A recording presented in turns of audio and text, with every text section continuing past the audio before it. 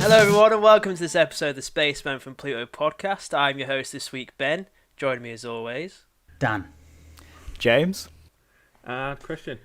And today we're just having a bit of a chill one. We're just going to talk about some recent events of news. A few trailers have dropped. Just, have a bit of a... We're just going to have a little chat. Just a bit of an update. What are our thoughts? What's going on in the world, One piece of news that came out the other day. Just had us chatting. Christian's now got it as his background. They've released pictures of the new, or the latest, the updated version of Jared Leto's Joker for the new and improved, maybe, Justice League. I think it's going to be improved. I have faith in this film. It can't be worse. Let's say that. Or can it?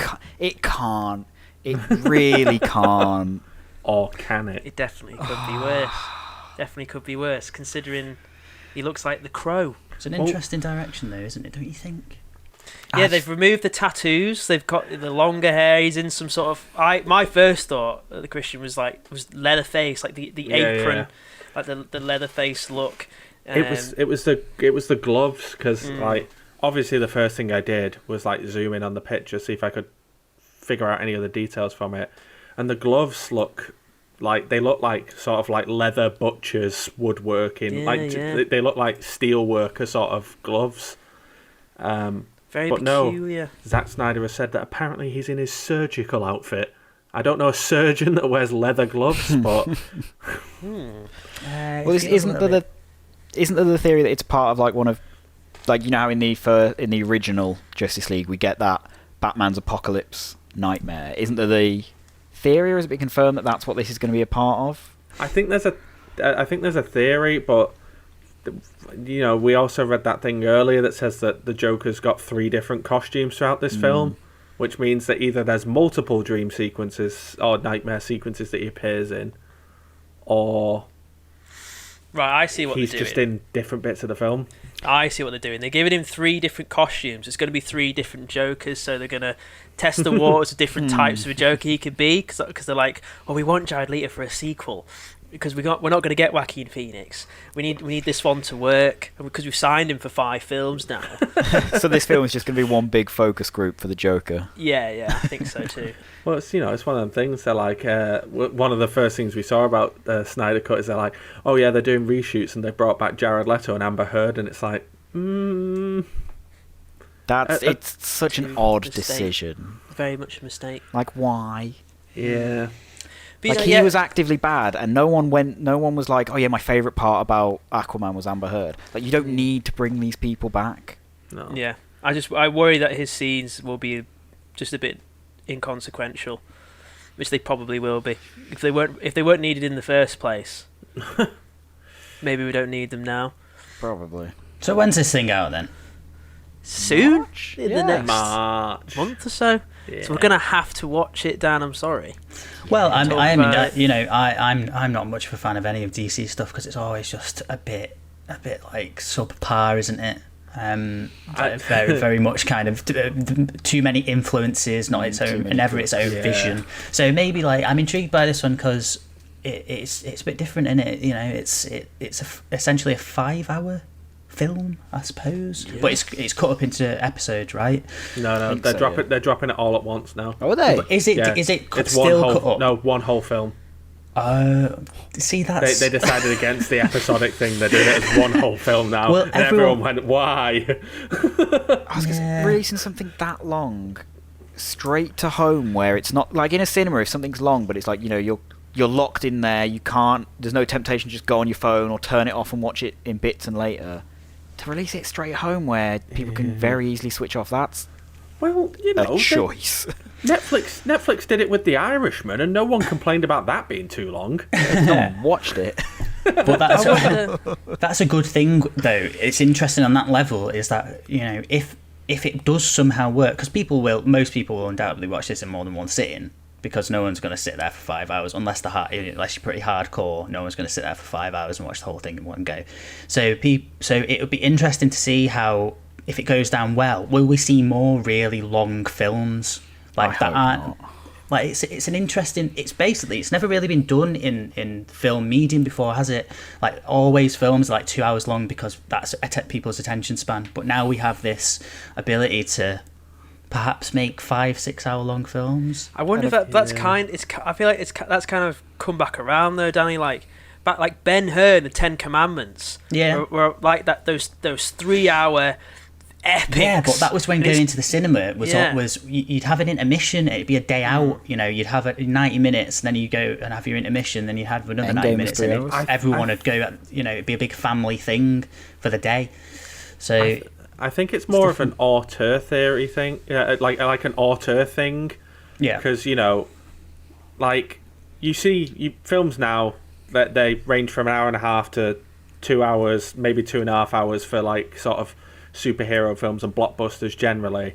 But then you get your like auteurs who know that they're auteurs and can get away with doing stuff like this. Yeah. And you get like your Finchers, your Tarantinos, your Scorseses making 3 hour, 3.5 hour like epics to show to because that is the full extent of their vision, and they know they can get away with that, and they know that people will watch it. Yeah. So I kind of feel like them making the Snyder cut a 4 hour thing, they've kind of let Snyder run with his vision, and he's like, well, either people are going to love this or hate this, but either way, I'm getting my vision out there, and even if they sack me after this and I never have anything to do with DC again, like I'll know that I cemented myself as being an auteur and having my own vision. I wonder if it's as well. Sorry, James. No, it's fine. You go. You might be on the same point as me. Like the film's like an hour and a half to 2 hours because it was just about business-wise, wasn't it? We need to get so many showings in a day. Yeah. Sure. And on a streaming service, those rules do not apply anymore. Yeah. So like because I remember when I'd watch some dramas and they'd be like an hour long or 45 minutes, I'd be like, why? What rules are you following? You're not bound by television. There are no ad breaks. Yeah. You don't need it to be 45 minutes. If it's 30 minutes, 25, 50, like what, it's kind of like these restrictions that were on streaming, that were on regular films and regular terrestrial television are now gone. So I wonder if we're going to get more of that as well. Maybe because The Mandalorian did like a really nice thing of all those episodes, and a bit with WandaVision now, the episodes are completely different lengths most of the time, and that's because they just take as long as they need to tell that story. So either it's shorter that week because that episode doesn't need to be as long, or it's a bit longer because they've got more to tell. And I think TV shows really benefit from that freedom. That was one thing I was going to mention, related to those points you've made, is that with episodes of TV series, you could argue they're almost like long films, right? But obviously the episodic nature of these things, they adhere to certain like theories of narrative, not to get too wanky or anything, but you'll have a cliffhanger at the end of an episode usually, or some kind of reason to keep watching. You'll have an ebb and flow of the plot, like climactic moments. You'll have things like subplots that are referred to throughout a series that are kind of like slow boiling things, and then you'll have the plot beats of each episode that keep people watching. So if you've got like literally a 5 hour film that isn't episodes, I'm properly curious as to how that's going to be paced. Are they going to have like some weird sort of cliffhanger moments, or like how are they going to do it within the realm of like a 5 hour film? They're not going to be able to. The first act's going to be an hour and a half long. Yeah, exactly. I'm curious on that level, so I'll definitely be watching it for sure. I think it's going to be one of them like The Irishman, because of course that came out, and one of the big complaints that people were saying is it's too long, and because it's on Netflix and you can pause it and go off and do other stuff, or you find yourself checking your phone, it's like it's really hard to sit through in one sitting. But literally, I think it was like 2 days after The Irishman came out, loads of people were posting online like, oh, if you want to do The Irishman in 3 sittings, here's a good pause moment, here's a good pause moment. That's clever. So I reckon that even if they don't release it episodically, people will find pause points, post them online, and be like, look, if you want to sit down and watch Justice League, but you don't have 5 hours spare, like, here's where to pause it. I would make it, I predict, I might be completely wrong, that there'll be several like action scenes followed by a period of more of a slow pace, and that'll be the natural climaxes of the film. So we'll have, you know, maybe 3 action sequences or 4 maybe throughout the whole 5 hours, and that's going to be the ebb and flow of the plot and the rest points for people and stuff. Like, oh right, we've watched this scene, let's have a rest till tomorrow kind of thing. But I might be totally wrong. I'm super curious though to see how it's done. I really hope you're right, because if they try and release this with the aim that it's just a film with the same sort of structure, but it's just 5 hours long, that's going to be painful. Like, that's going to be hard to watch. Yeah. I don't think we're going to see many more of these. I think part of the reason this one is so long is because of the whole thing of like, the first one came out and he went, yeah, it's not really my vision and all this, blah, blah, blah. And then now that he is getting to do it, he's going, right, I'm putting everything in. Nothing's being left on the cutting room floor. Everything I wanted to put in, everything I originally envisioned, it's all just going in, so it's all done in one big go. Yeah. Have you thought, James? Because I might not be right, but the majority of like the material you've seen in like little clips Zack has released, it's all in black and white. Yeah. What if the film's in black and white? That was actually a concern of mine. I normally don't mind films being in black and white. Like, I you know, there's some films that have been re-released in black and white and I think benefit from having a black and white thing over them. The problem that I have with DC films, and well, Zack Snyder films in particular, in my experience, is that even when people are presented in like colourful outfits and they're in colourful areas, he tends to then desaturate and suck the colour out anyway. So like, one of the complaints about like stuff like Batman versus Superman is how desaturated and depressing the entire film looks. So for him to then come back in his vision and desaturate it to the point where there's literally no colour would be a bold move. Yeah. I kind of respect it. He goes, oh, you hated that it was a bit muted? I'm going even further. Yeah. Screw you. Black screen. Yeah, just audio. Yeah. He's like, you wanted Superman in a black and white suit? We couldn't film him in a black and white suit, so I've just made the whole film black and white, so his suit is black and white. Boom. Done. Sorted. It's all black and white. It'll be great. Yeah, we're hopeful it'll be at least okay. I think because I kind of don't mind Zack as a guy, and if you read about what he's been through recently, I kind of hope for his sake it's decent and he can kind of put things to bed and move on a bit and do his own stuff maybe and move on. After all the build up for this, after how much everyone's saying like it's his vision, if it's bad, it's going to be really bad for him. Like, that is, I don't know if tarnish is the right word, but it's going to be bad for his reputation as a director if he goes, yeah, I'm fully allowed to do what I do, and then it's not very good. I am not a particular fan of Zack Snyder. I enjoyed Watchmen. I did not like 300. I didn't enjoy Sucker Punch, and I wasn't a fan of any of his DC stuff. We should check out his Dawn of the Dead. It's not bad, you know. Yeah, I haven't seen his Dawn of the Dead. I have heard good things, but I do kind of hope for it. Like, I don't have anything against Zack Snyder as a person. I just don't meld with his style of film particularly well.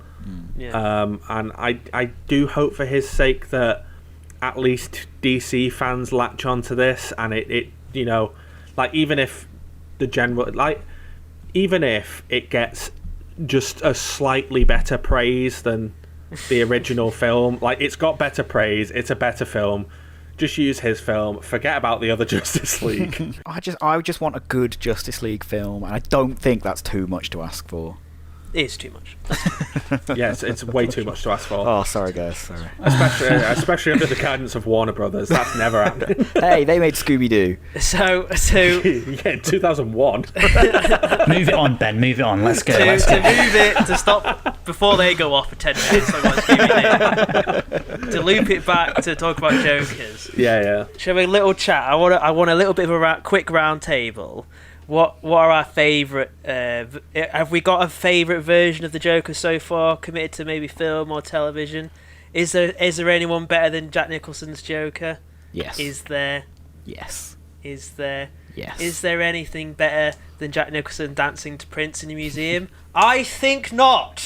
Or dancing to Prince on a big parade thing going through Gotham. There is nothing better. Jack Nicholson's obviously it's a great Joker, but for me, it's not anything from film or TV. My favourite Joker will always be the one from Arkham Asylum, because you've got Mark Hamill's performance, which no one can argue that that's not incredible. You've got some really nice designs in that game, like it looks good, and then because it's a game, they're not bound by like stunts or anything like that, so this Joker actually feels kind of dangerous. Like when you fight him as Batman, there is actually some fight to him, whereas Ledger's Joker doesn't really have much of a fight to him. Like he kind of just gets punched a lot and throws in a couple kicks now and then. Jack Nicholson's Joker was like 60. He's not fighting anyone. So like they got the performance, but for me what pushes it over with the Arkham one is it's got the same level of performance, it's got a really nice design, and then there's actually some danger to him. It's weird though, the Joker was never a physical force. No, I don't think he has to be, but he I think was he needs to never- hold his own in a fight at least. I never took that he can, because that's why he uses all this trickery and has the goons, because Batman can easily just get him, and that's like because they're the polar opposites, aren't they? So I get I that. was never like that was never a problem for me. No, and it's not like I don't dislike any of this because of it, but because he has that extra thing, it's what tips it over the edge for me. When he goes fucking Big Bane. No, not that bit. That was too far. Yeah, no, the Big Bang bit wasn't great. I think it was also just like Arkham Asylum might have been one of my first experiences with like proper Batman stuff. So like, Wow. it got a bit of nostalgia for me. Like it was my introduction to a lot of these characters, and it's really good. Like it's not even one of those. Oh, I watched it as a kid, so I enjoy it. That holds up so well. Yeah, it's a great game. Yeah, the combat in that game is still probably my favourite in Yeah. any video game. I love it. I love it. It's quite simple on the surface, but once you unlock all his abilities and stuff and different moves and everything, you can get proper deep with it, and you're on a 30 times combo, and you actually feel like Batman. You know? Honestly, that it's one of the best things. Like, it's one of the best things that's happened to games is the combat in that, because Everybody's stolen it. Everyone's tried to steal it, but never done it as well. No one's done it as well, but everyone has tried to steal it. And the fact that it's in so many games now, because you've got the base Arkham games, but then you've got like the two Lord of the Rings, Shadow of War and Shadow of Mordor, that have the same combat but with a sword. You've got Spider-Man that has the same. Everyone has tried to do this free flow combat, and it's such a satisfying way to create and play a game. I'm just really happy that the Arkham games did that, and that this is now the new style of third-person action adventure fighting in games. Yeah, the best ones were the later Batman games where you could add a second player, like a second like NPC. You could press a couple of buttons and like another person would join the fight, and it's like so seamlessly done. And oh man. And the second game with Catwoman as well, she was like really enjoyable to play as in her own right. I love Ledger's Joker. I love Nicholson's Joker. I do not love Leto's Joker. No. What? But Hunger. God's sake. I would agree with James, but I wouldn't just say like Arkham. I'd just say Mark Hamill's performance across being the Joker. All medium. In every medium he has been the Joker, because like the voice he puts on is perfect, the laugh is great, and for years I did not know that it was Mark Hamill who did the voice. It was only when I started like really looking into voice actors, I was like, Mark Hamill does the voice for the Joker in pretty much everyone's hero, Luke Skywalker, is the ultimate villain. He's both the biggest hero and villain in fiction. Great voice actor, you know. Yeah, but it's insane. They're sort of like without even having the physical acting of being the Joker and being in the makeup, he has that sort of like violent, dangerous sort of sound to him, and he can sort of he's portrayed different styles of Jokers depending on what he's been.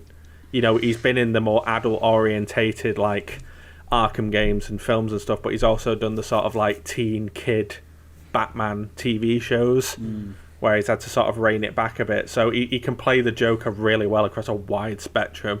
I love Hamill Joker. It's like his greatest quality was like he didn't just have a laugh, he had several types of laughs. Like you can go on, there's like compilation videos on YouTube of the different laughs that he does, and like that, like I think changed the game for how people interpreted the Joker's way of laughing. He's got this like quality of it's like Ledger's had it as well a bit. It's like when he talks, everyone in the room is silent and listens. Like you pay attention to this guy. He commands a room. Steals every scene. Ledger, doesn't he? Leto does not have that. No. It's probably what makes Heath Ledger one of my favourite Jokers. Like I remember when I first saw clips from The Dark Knight, it was like, what is this? You know, like I just wanted to see every time when I finally got around to seeing the film. Every time he was off screen, I wanted him to come back because I knew that every scene he'd be in, it'd be just so compelling and you would be able to take your eyes off it. It was, you know, a really classic performance. As for my favourite actor, Joaquin Phoenix, with the recent Joker, I really enjoyed that performance as well. Brought something different to the table. It was an interesting film. The film obviously has its critics, being a little bit derivative and what have you. But another really iconic performance. I would expect nothing less from Joaquin Phoenix though. Gives 100% to every role that he's in, so yeah, it really doesn't surprise me how memorable that performance was as well. I just think the Joker in general there's so much potential, isn't it? Because he's such an interesting character and such an extreme character. It's what all the big actors kind of, I think, really relish that opportunity to just really ham it up and just explore the dark side of, you know, the character. I feel it's kind of disappointing that they are dwelling on Leto's Joker and possibly trying to do more, because there's so many more actors who like deserve a chance and would be, I think would be great. I mean, one of the big ones at the moment is, of course, we've got The Batman coming up. Robert Pattinson is taking over as Batman. It's probably going to end up being like a Matt Reeves R-rated Batman trilogy, which I'm all for, especially if Robert Pattinson ends up being as good as he looks that he's going to be.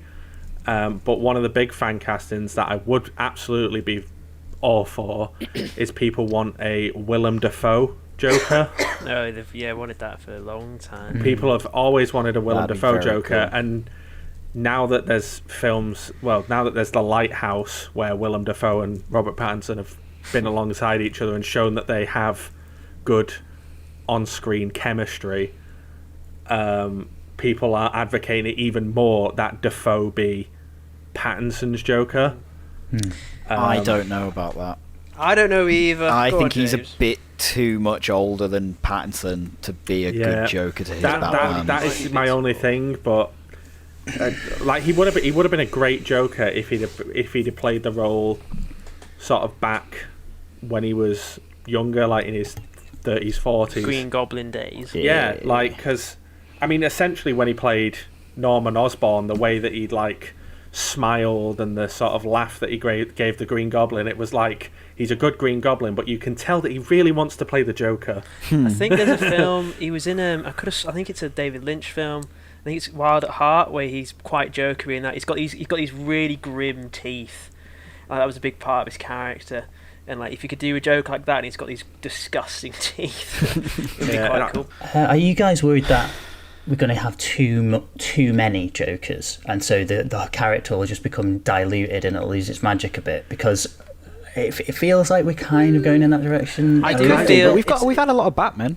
And like, Yeah. you know, that's But we're I do gonna get feel more it's stuff like to do this a lot. character. If it's in quick succession, then yeah. Yeah. But I like the idea of like the roles of like these characters, like the Joker and Batman. It's a bit of a stretch comparison. It's a bit like Hamlet, where different actors take on the role. No, I see what Yeah. you mean. I wonder what this person's take on that. I don't think we.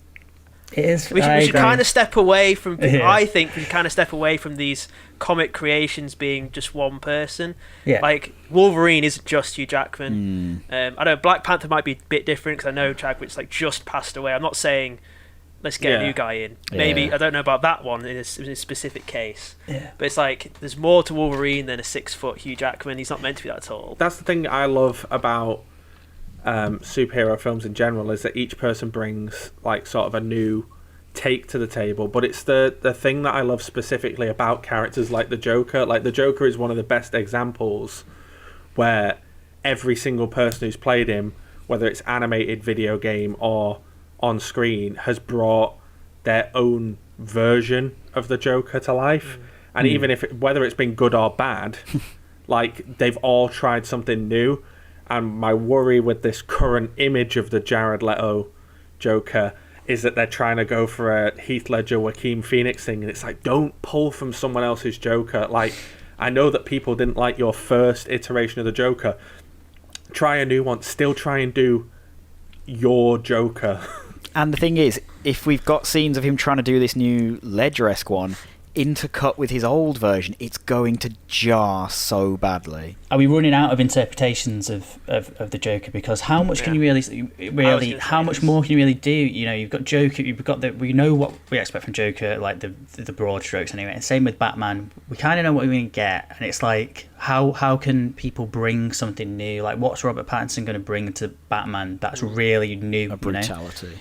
Brutality, yeah. I mean, there's still a well to draw from at this point, but my worry is that eventually we'll get to a point where everyone will be like, oh, another Joker, another Batman. Yeah, no, absolutely. You know, it's I was boring. going to say, I do think, That'd be shit. because the same thing happened with Spider-Man on like a rapid thing, because people were like, the Amazing Spider-Man, when that first came out, people were massively opposed to that because of how close it was in succession to Tobey Maguire's Spider-Man.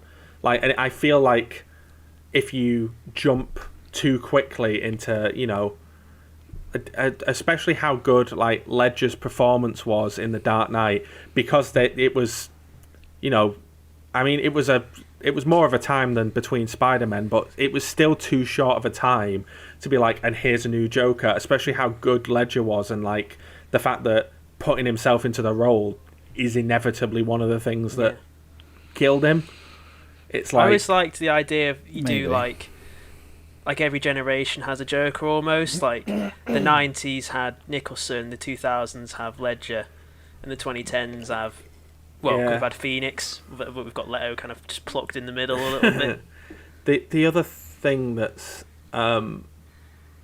that the other reason I agree with you, Danny, on the sort of like we should probably just leave the Joker behind a bit, is Batman is one of the best heroes for drawing from a well of villains, and there's still so many of his villains that we haven't seen on the big screen. Yeah.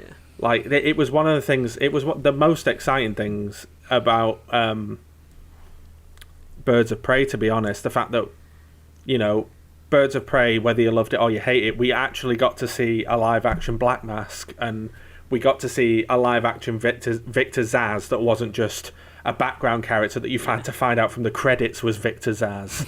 And I remember when the Nolan films were being made still, when we knew after Begins that they were doing a different villain every film, so there was the hype of what is he going to do.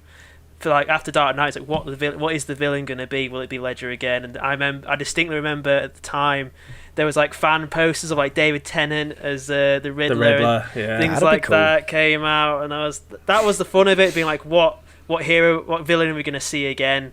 And you know, not just the Joker this time. Yeah, he's more than just the Joker, Batman. Yeah. Like it's why I'm really hoping, because for the Robert Pattinson film, they've been like, you know, Matt Reeves has said on multiple occasions, he's like, oh, I want it to be like a noir-esque sort of mystery, like there's something going on and we don't know who's done it. And I was like, I hope that they don't give it away. And from the trailer, it looks like they're just leaning into the bad guy is the Riddler. And I was kind of hoping it was going to be like he thinks it might be the Penguin, he thinks it might be the Riddler, and he goes through like some of this kind of semi-established rogue gallery, because we know that this isn't going to be an origin story, and then they throw a curveball at the end and it ends up being like Hush. Hush is a big popular theory. Might be. I really hope that they sort of start bringing up some of the, even if it ends and they're like, and the big villain is Calendar Man, I would love that. I would love if they did Calendar Man. Or what if they do an Arkham Origins and you have this whole thing where you think the main villain's Riddler but you never see his face, or Black Mask, and then the big reveal is it was Joker the whole time. That was one of the most disappointing things about Arkham Origins, where you thought it was Black Mask the entire game, and then he pulls off his mask and he's like, "It's the Joker!" It's like, oh, for God's sake. But we all know the best Joker was Cesar Romero with his painted mustache. Obviously. Obviously. 10 out of 10 Joker. But we've had enough Joker talk. Yeah. We have, yeah. Let's talk about some of the big game trailers that came out over the past... big game trailers. The big game trailers that came out over the past week or so. The big game. Yeah. Trailer, not the big game. The Super Bowl trailers. Yes, not the big game trailers. It sounds like we're talking about video game trailers. The large football game that took place in a big stadium that's kind of bowl-shaped. And there were a lot of people there. That was weird, wasn't it? That was very... When we were watching it, me and Danny at first didn't realise that there was cardboard cutouts at first. We thought the same. We were shocked that it was like a I thought it was seemingly full. Yeah, we thought it was a full stadium, and then even one still of the there was way too many people. No, but one of the stands was 20,000? pretty much full. Yeah, there's 20,000 people in there. It's just weird to see. It was odd to see really a sporting event where there was tons of people in attendance and it wasn't just empty, dead stadium. I think worrying as well. I think I was the only person here that didn't watch any of the Super Bowl. I saw the highlights. I was going to say, it wasn't a very... by the highlights, game. I mean, I saw that people really hated the Weeknd's performance. If you get an average artist, you get an average performance. I like the Weeknd. He's fine. Have you guys seen that new Twitter account that every Friday night it tweets out Daniel Craig introducing the Weeknd on SNL, and he's like, "Ladies and gentlemen, the Weeknd," and it does it on the dot, like 8 p.m. on the dot every Friday. I love it, man. I love really specific, like, Twitter accounts that are dedicated to really specific things. Yeah, perfectly cut screams or something like that. Not even that. Like, I put out a tweet at one point saying like, "Oh, there's no way that Tiger King was only 10 months ago. Surely that was 3 years ago." And I got liked by an account that goes through and finds every tweet speaking about how long ago Tiger King was and how it feels like it wasn't that. No, it was much longer ago than it is, and they like every tweet that they find about it. It's like, who has that much time? I reckon it's a bot or something that's just like scanning Twitter and it's looking for keywords and stuff. To be fair, I do follow quite a few like pages where it's like, oh, it's the same picture of Jeff Goldblum every day, and at 12 o'clock on the dot every day, picture of Jeff Goldblum appears on my feed, and it's the same one, and every single time it's funny. And I move on. Is it? The little things like that keep I've been following that page for 2 years. Yeah, little things like that. Danny, what did you think of, you're a Marvel nut, Danny. You're really into it. You follow all the fan sites, all the theories, you read the books. Yeah. What did you think of the Falcon Winter Soldier trailer? Are you excited? Are you interested? Who's that, sorry? Falcon. Oh. And who? Winter Soldier. The guy that flew around. And there were a lot of them. And then the other guy with the silver arm. Oh, the other guy. No, in all seriousness, I do actually know those characters. I thought it looked all right. I don't know. It looked okay. Yeah. Like they're obviously kind of humanising Bucky a bit and making him a bit funnier and likeable, and they're trying to play up the relationship between those two and make it into a bit of a buddy comedy. And I don't know. It looks okay. I mean, I'll probably watch an episode or two and maybe it'll be good, but I'm not that Well, bothered. there's only 6 episodes, so. Oh, right, okay. You're going to have to watch them for this, because we're definitely going to cover it. I mean, I expected as much. There's 6 episodes that are apparently between 45 minutes and an hour long. Okay. Right, okay. I'm excited. I mean, standard, yeah. We're both excited for Daniel Bruhl to come back, aren't we, Danny? We like Daniel Bruhl. Yeah, I'll be interested to see where they take that character. So is he an established character in the comics? Yeah. He's a fairly big. Is he a villain? Captain America villain. He wears a purple sock on his head. Does he have a name? Baron Zemo. Baron Zemo. Because he's just called Zemo in Civil War, is it? It's Civil War, right? Yeah, they just refer to him as Zemo. He was quite an interesting villain. So yeah, it'll be interesting to see how it goes with him, I suppose. I'm excited that he's got his mask. I'm excited that he's got his purple sock. Yeah. Just go for it. Just put the sock on his head. I was like, yes, they've given him his purple sock. Why is he a Baron? It's just a name, I think, mate. It's not actually Baron. I thought it was. He's a self-assigned Baron. I was going to say, I thought it was actually an actual title that he held. Yeah, I don't know that much about him. Yeah, I think in the comics it is. I think they'll probably just refer to him as Zemo. I mean, they might call him Baron Zemo and reveal more about his past in the TV show, because it was one of the things about Civil War that, like, I was quite happy about, the fact that he didn't end up being, like, killed or in prison, or, like, he didn't end up, like... What happened to him? I barely remember. He didn't end up in a... Yeah, well, he didn't end up in a position where he couldn't come back. It's one of the things that's sort of irritating with sort of superhero films and shows now, is I feel like they're very, very... They're way too quick to kill off bad guys that could have sort of potential later down the line. You know, just to quickly jump back to Birds of Prey a second, that the most disappointing thing was that they killed off Victor Zsasz and Black Mask at the end. Yeah, I was like, they could have had him come back for later films, but no, he's dead. They blew him up with a grenade. They made sure he definitely can't come back. Yeah, he really died. Like, he definitely died. I'm excited for the trailer. I like it, man. I don't think it shows much more than the first one. Like, I think it's kind of just... The first one gave us a sense of what this show is going to be like, some of the action shots, and then this is just kind of more of the same, but then confirming a few more characters that are coming back with, you know, Sharon Carter and Zemo, and then a bit of their thing. But I'm excited for it, man. These are characters I like. It looks like there's some good action in it. It's Marvel. I'm going to lap it up anyway. I worry it's going to end up... What I thought WandaVision was going to end up with a bit of like a... Why? Like, is it really necessary? I think WandaVision, it's turning out to be quite necessary. Yeah. At this point, we've watched 5 episodes of the show of time of recording, and I worry Falcon Winter Soldier's kind of just be like a bit of a whatever. Like, is it really? Could you skip it? Is what I mean. Just trust Marvel. No. This as a big Marvel fan, this was a worry of mine. Like, when I watched the first trailer, I was like, yeah, it looks good. It looks like it's going to be a fun show. We've not seen a lot of Falcon, and we've not seen a lot of Bucky, and it'll be nice to see them sort of interact now that Cap's gone. It does kind of look like a buddy comedy sort of thing. But this trailer, with the sort of extra context of like Zemo and Agent 13 coming back, and you have like 3 different people throughout the trailer holding Cap's shield, so there's the whole who is going to be the next Captain America. I think that's going to be a big theme. That's like the big theme, and I don't know. It added a lot more sort of mystery to it that I didn't get from the first trailer. So I was like, okay, I'm a bit more invested now, and the fact that they have confirmed that it's 6-hour episodes, I think that's like 6 hours is like a nice sort of 6-hour film.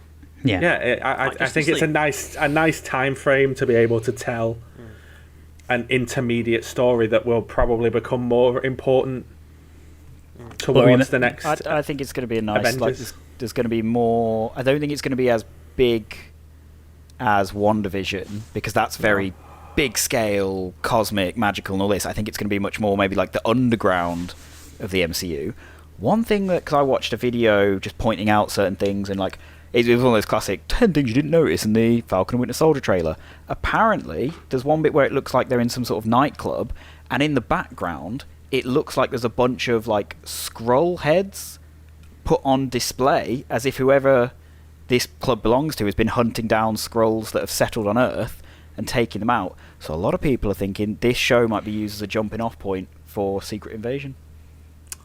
I would say that that's a sort of good theory to have, because we've known that Secret Invasion and Secret Wars is coming for a while. They've now confirmed that that's going to be a TV show, so this could very well be the start of that, and Zemo could be part of what sets it in motion, which would be interesting.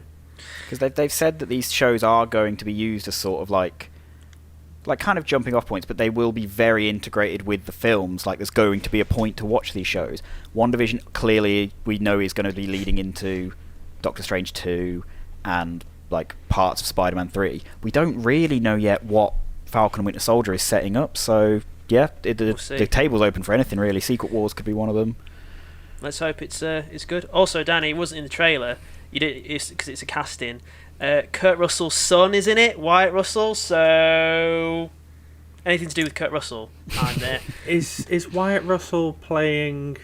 He's playing the guy dressed as Cap on the field. Yeah. Is he? Yeah. US agent. US agent. Yeah. What else has he been in? US agent is one of the people who is holding the shield in the trailer. Yeah. There's like a flash of him punching someone with the shield, and I was like, okay, so they might be leading to someone else being Cap. And I also can't tell whether he's an antagonist or not. I think he's going to be an antagonist. I think he is going to be. Yeah. He was in he's in Overlord, Danny, and he popped up in 22 Jump Street as well. Is he any good? When's he in 22 Jump Street? He's the college guy with the long blonde hair that he's mates with Channing Tatum and stuff. No he's in Black way. Mirror. He's in an episode of Black Mirror, in the video game episode or something of Black Mirror. All right. Switching gears to another trailer that is a bit mysterious. What's going on? There's a gimmick going on with the. I forgot to look it up if he directed it or not. The new Shyamalan project. He's directing it, yeah. A quick 30-second trailer came out for his next film, Old, where it seems to be where these people turn up on the beach for the day, and I think the kids or the son in the trailer goes off, and then he returns, and he's now the kid from Hereditary, the young boy from that. And that seems to be this thing that the beach is aging people super quick. Like the daughter's suddenly pregnant for some reason. It's a bit weird. What did we make of the new Shyamalan project? You had a bit of a reaction, Danny. Well, I'm echoing you. I think it was a little bit weird. It was very M. Night Shyamalan. It was, I don't know, is it intriguing? I don't know if I care enough, really. It's like, wow, the age, right? Everyone gets old. It's on a beach. Next, what's the thing that's grabbing me there? I don't think there is one really. And M. Night Shyamalan, it's not like his recent kind of films have been fairly low quality, so I'm not hyped in that respect either, so I don't know, whatever. I'm calling it now. I think this film's going to be a bit of a Tenet in that it tries to do all this stuff and it's like, oh, it's really cool and weird, and it doesn't follow its own logic. I think this is going to be a film that when you watch it back, it's like, but wait, you said that it works this way, but this person doesn't do this and that person ages but they don't, like, because in the trailer we see how like it's not everyone ages at the same rate. Different people are aging at different rates. Like one person ages a bunch whereas no one else has aged and all that. So I just think at some point they will maybe explain how it works, but when you look back at it, it doesn't follow its own logic. Crumble. Or maybe what might be better is if they just go, whoa, we don't understand how this works. Yeah. But don't explain it. I watched the trailer and my initial impression was, this looks crap. I am not an M. Night Shyamalan fan. There's very few of his films I have enjoyed. I find them very predictable. The format is pretty much always the same, and the twist is usually something either overly complicated or very basic and sort of like done before. It's like just the reverse of the premise. Yeah, I know that's what twist is. Yeah, he did. Yeah, he did. You know, he did Sixth Sense, and people saw it and they were like, "Oh, it's great! It's really good. I love the twist." So all he took from that was, "Oh, they love the twist. Now every one of my films has to have a twist." Yeah, that became his thing, didn't it? You know? It did become his thing. But I did go off. I watched this trailer a couple of times because I knew we were going to talk about it, and I did go off and look at sort of a more detailed thing, like plot synopsis of the film, and found out that it's actually based on a graphic novel. Okay. Okay. It's based on a graphic novel called Sandcastles, which is about a bunch of families that go to this beach, and every half an hour they age. Right. And over one day, they basically live out their whole life and die, and it's a very painful process in which they age rapidly. And apparently it's like a very sort of disturbing, twisted graphic novel, which sounded interesting. Apparently the graphic novel doesn't have a twist. People are like, "Oh, M. Night Shyamalan film, he'll probably change." It's not fully based on it, so he'll probably change the ending to have a twist. But I was reading an interview with the writer of the graphic novel who said, "Oh yeah, my original ending was going to be this big twist, but I thought it would completely ruin the story and be a terrible ending. So I chose not to do it, and I'm scared that Shyamalan's going to go with the original twist ending." Don't know. It'd be. I don't think there is a film he's done where there hasn't. I haven't seen them all. I don't know if there's a film that he's done where there hasn't been a twist, but I've not seen like The Last Airbender and stuff, even though that's based off an actual intellectual property. I don't think there was a twist in that because I couldn't. Yeah. I don't think The Happening had a particular twist. No, I think I'm sure it. But it didn't have it didn't have like an M. Night Shyamalan twist where it gets to like the last 20 minutes and then it tells you. It's like it sort of explains and gradually introduces you to the idea. Yeah. Over the film. I mean, the problem with that film was the ending, because spoilers for if you haven't seen The Happening, don't watch it anyway. It's terrible. Yeah. It's it's basically the entire planet is being poisoned, and the air is being poisoned by the plants because Mother Nature wants to take over. And long story short, at the end, Mark Wahlberg goes to the trees and says, "Please, can you not poison the planet?" And then they don't, and the film ends. Oh, nice. Well, he solved it. Yeah, not everything has to be solved with punching and explosions, Christian. I didn't want him to solve it with a punching and an explosion. I just would have liked a bit more than, Mark Wahlberg going to a tree and being like, "Oh, humanity's really sorry, we'll try better to be eco-friendly," and the trees are like, "Yeah, all right then." I don't think I've ever heard anything less Mark Wahlberg. It's a weird film. You've not seen it, James? No. It's a weird film. It's very some really odd unusual scenes, very strange acting, almost like it's a deliberately bad. I've only seen the memes of it. Yeah. What? No. Yeah, exactly. Oh, is that what that's from? one? Yeah, it's like, is this on purpose? Like, is he going for some sort of B-movie feel? But I don't know. I think it's just M. Night Shyamalan, to be honest. Yeah. That's just how he is as a director. Out of all the stuff I've seen of his, apart from The Sixth Sense, which I enjoyed, I think the only other thing I saw of his where I thought I was going to enjoy it was Wayward Pines, and I was like, "Oh, this show's intriguing. It's really interesting." And I think there's 10 episodes, and you get to episode 6, and that's where the plot twist hits, and the plot twist ruins everything. I didn't even finish the series. I was like, this is so poorly written and so convoluted and stupid. I finished that first season, Christian. I actually can't tell you what it even was. I can't remember what it was. I only remember that show. It's the exact same beginning as Lost. Yeah. It begins with a man with brown hair in a black suit, white top, black tie, with his eye open. He wakes up in a forest or a woodland area he doesn't understand, and he then wanders through that. It's literally the beginning of Lost, and I was like, "What? This is ridiculous." I'll try and explain. Like, I'll try and explain it for you guys just quickly now, because basically the premise of the show, guy wakes up, he's in a weird village, his ex-wife is there with his son, and it's like this nice little quaint village called Wayward Pines, but there's something weird going on, like there's surveillance in all the houses, people are clearly being watched, and if you try and drive out of Wayward Pines, you end up driving back into it, it loops endlessly. Right, okay, yeah. Like some sort of weird purgatory, and it's like, well, what's going on? Yeah. And eventually the guy is like, oh, I'm getting sick of this. He finds someone who knows what's going on, and this guy's like, fine, I'll tell you what's going on. So he takes him to this facility.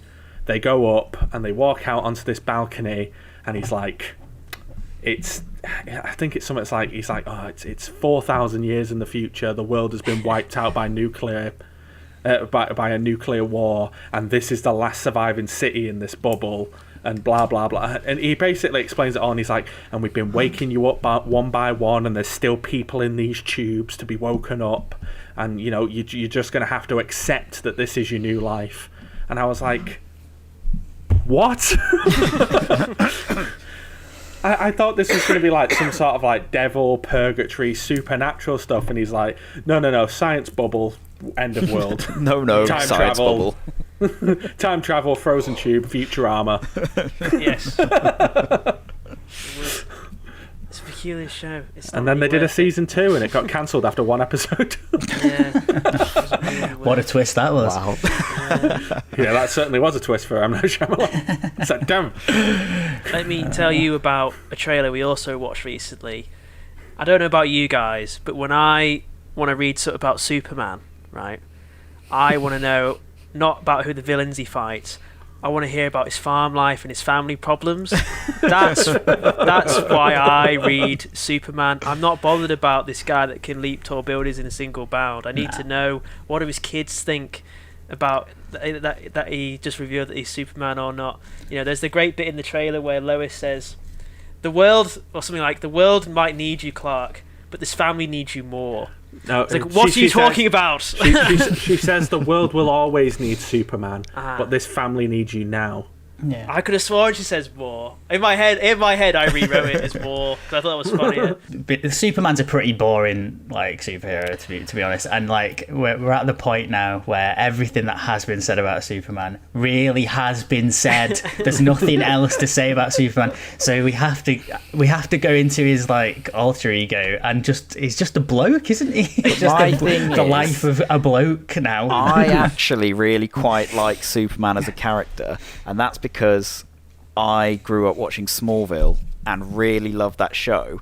Yeah. And I think it looks like Superman and Lois is going a bit more back to that. I think they've listened to the complaints that people had with Henry Cavill's Superman when they were like, he's just this godlike alien who's indestructible and has no grounding, and it's a bit boring. Like it's uninteresting. Superman's best qualities are what keeps him grounded and his human side, and he's like, he doesn't struggle with this idea of, oh, I'm a god among men, how do I cope with this? You grew up in Kansas, you are a farm boy, you like had the exact same childhood that anyone else did, except you could run a bit faster and jump a bit higher. Like a bit. You could jump so not just high. a bit. Yeah, it's technically flying. A little bit more than a bit. And then he can jump and then go around the world as many times as he wants and then line back. And if he goes the other way around the world, he can actually stop time. Yeah. Don't forget that. Yeah. Sorry, Jim. I like this fact that we're focusing more on what makes him a more relatable character and softens him a bit. I don't need Superman to be relatable there, man. It's like it's Superman, isn't he? But it's like he's not. He shouldn't be relatable because he's like an alien who's a Superman, and he's not like a regular person. I disagree wholeheartedly. So I do agree that Superman is way more interesting when you sort of give him like a love interest and ground him in this sort of area where he sympathizes with the humans because Earth is where he grew up, and he does need that sort of human side to be more interesting. However, giving him kids and focusing on his adult farm life might not be the best way to go, and Yeah, most the interesting kids way to is go a- about is a that. weird one. It's kind It's of left stroppy field. teenage boys. I'm not really interested in. The archetype of the superhuman kind of unstoppable man, though. That's why Homelander is such an interesting character, because he's like the inverse of Superman, right? He's like the version of Superman that he's bad and doesn't have any morals, and that's why The Boys is like so good in that respect. It kind of turns all that on its head and everything, because The Boys knows that Superman's boring, you know, and the Homelander is written as a comment on that, I think. He's not boring. He is boring, man. No, he is not, boring. You've just not seen Superman at his best. Like, you've not seen the best written Superman. Honestly, Smallville is such a well-written Superman. Have you watched Lois and Clark, James? No, The Adventures of Lois and Clark. I've not. See, They're remaking it, and it's out on the CW.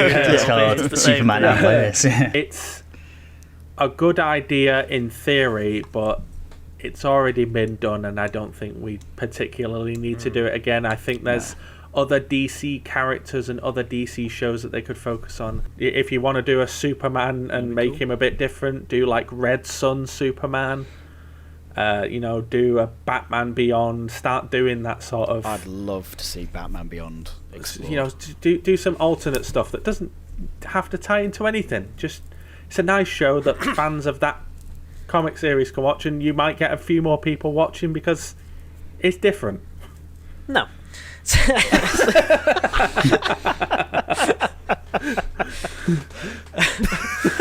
I mean, all this is really rich coming from us, isn't it? Four white guys over the podcast talking about unoriginality. Yeah, that's great.